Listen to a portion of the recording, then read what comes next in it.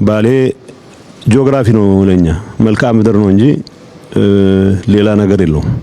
ደርሼ መጥቻለሁ። ቢያንስ ያኔ መንገድ ለመመረቅ ነበር የተመጣው። በስንት ዘመን የተሰራች አንድ መንገድ ብቸኛ መንገድ ነበረች። በሄሊኮፕተር ሄድኩት። በጣም ሀብታም ምድር መሆኑን የሚያጠራጥር ነገር አልነበረው። እንዲህን አትሊስት ሀብት ለመጠቀም እንኳን መንገድ ቀደም ብሎ መስራት እንዴት አልታያቸውም ብዬ ጠይቅ ነበር። ያኔ እንኳን ያልኩት ለመዝረፍ ነበረ፣ ግን መዝረፍ የሚለው ቃል ትንሽ ከወድ ስለሚል ነው። ሶፍ ዑመርን የማየት ያው መልክዓ ምድር ክላሶቻችን ላይ ሶፍ ዑመር ኢትዮጵያ ከምትኮራባቸው ተብሏል። ተሰማዋል። ሶፍ ዑመር አጠገብ ሆኜ ሶፍ ዑመር የመሄድ ፍላጎቱም አልነበረኝም።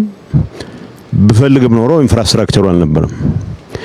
በጣም መንቻካ ፈረንጆች ማየት አለብን ብሎ ከሚመጡት በስተቀር እዚህ ጋር የሚባል እንቅስቃሴ የለም።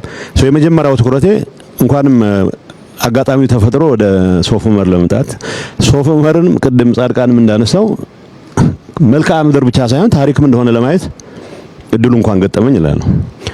ሶፍ ዑመር እንዳልኩ ዋሻ እቺ ፎቶ ላይ የምናያት ነገር ብቻ ነች እንጂ ውስጥ ገብተህ ይሄን ያክል ረጅም ርቀት ያለው ሰብተራኒያን ዓለም እንደሆነ እንግዲህ ባሌ አካባቢ መልክዓ ምድር ተራሮች አሉት። ቅድም እነ ጁነዲን ሲያነሷቸው የነበሩ እኔም ትልቁ ፒክ ላይ ፎቶ ለመነሳት ጭምር የቻልኩበት ነው። በታሪክ ምን ሰማይ ነበረ፣ በወሬ ምን ሰማይ ነበረ። ከመልክዓ ምድርነት ባለፈ ሰውን አታስታውስም፣ ታሪኩን አታስታውስም።